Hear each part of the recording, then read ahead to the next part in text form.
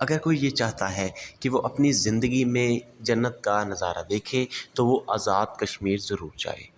आज़ाद कश्मीर ना सिर्फ़ अपने बुलंदो बाला दरख्तों और पहाड़ों की खूबसूरती की वजह से मशहूर है, बल्कि वहाँ पर रहने वाले कश्मीरी लोग जो हैं वो बहुत ज़्यादा कोऑपरेटिव और मेहमान नवाज़ हैं।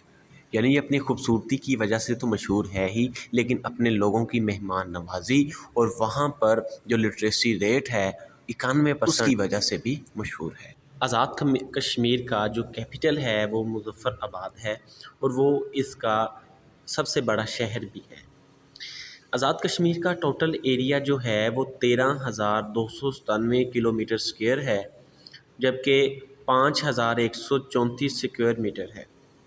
इसकी पॉपुलेशन जो है वो 4 मिलियन यानी कि 40 लाख से ज़्यादा है और इसमें मुख्तलिफ़ लैंग्वेज जो हैं वो बोली जाती हैं और उनमें उर्दू के अलावा पहाड़ी पोठवारी लैंग्वेज ये है और दूसरी बहुत सी इनकी जो कबीलों की अपनी जो लैंग्वेज हैं वो लैंग्वेजेस बोलते हैं।